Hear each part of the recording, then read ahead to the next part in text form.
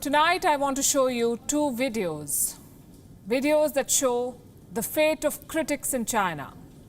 Two people who took on the state and faced the consequences. One plunged to his death, the second faced online horror. The pictures on your left are from the 7th of July. A driver deliberately crashed a school bus. 21 people died. Why did the driver do this? It was an act of desperation because the government demolished his rented home. He had nowhere to go. His home was gone without a warning. He appealed for help. He called a government hotline to complain, but no one listened to him. Defeated, he gave up and deliberately plunged to death, taking many others along with him. Now look at the second case. On your right is a grab from a video. It's a Chinese policeman threatening a dissident abroad through a video call from her parents' home. You heard that right. The state will go to any extent in China, it seems. And that is a cover story tonight, how China is trying to suppress the voices of criticism both at home and abroad. Beijing is leaving no stone unturned to crush dissent. But with so many voices now speaking out against the Communist Party, it is getting harder for Xi Jinping to hide them all. Let me tell you the story of Dong Wuyuan, a Chinese activist who lives in Melbourne, in Australia. Dong claims she was being hunted by China. Her Twitter account has become a headache for Beijing because she was criticizing and mocking Xi Jinping. And that was enough to put her in trouble. The case of Dong Wuyuan shows the extent to which China will go to silence critics. You have to see it to believe it. Dong uses a pseudonym to tweet. She hasn't revealed her real identity, but the Chinese authorities identified her. Then they managed to track her parents down. The police found her house. What followed is unbelievable. The police made a video call to Dong. The policeman threatened her while sitting right next to her parents. The idea was to show her that the Chinese state has reached her parents, and if the criticism continues, the parents will suffer. This is just a glimpse of China's censorship drives, dissidents being hunted, threatened over video calls. Dong Wuyuan recorded this video call. The clip was aired on an Australian news network. We've reproduced the conversation for you. Here is how Dong claims she was threatened. I'm telling you, I've been looking for your father.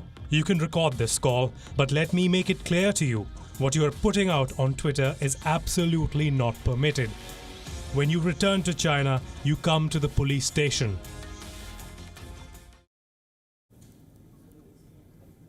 I told you it's unbelievable. Which government goes to such lengths to silence critics? A government that is insecure, a government whose legitimacy is in question.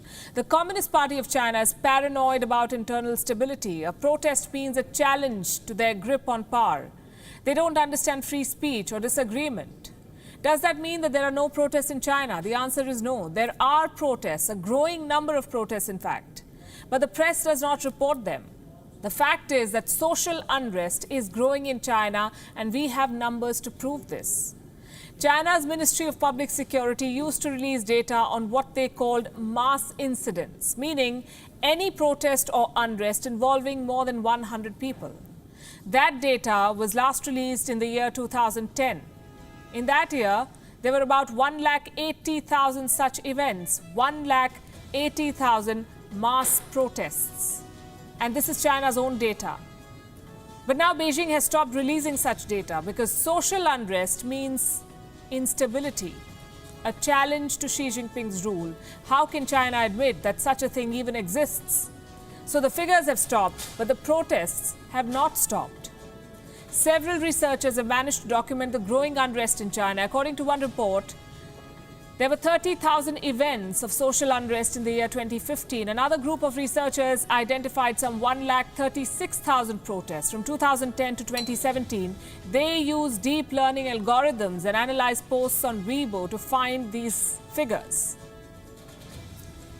China Labour Bulletin is a Hong Kong-based NGO that tracks strikes by workers in China. They found 340 incidents of protests in the last 6 months.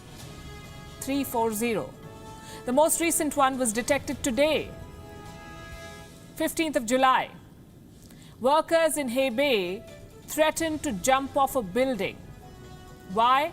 Because they were not getting their wages. They wanted their money. China Labour Bulletin says worker protests are on the rise across the country. June was the worst month of the year. As many as 89 strikes were recorded last month. That's more than 2 a day. And most of these are over the wages that have been held back. This is what China is trying to hide. The Communist Party is anxious about social unrest. It downplays the protests. It goes after critics just to hide its own failings.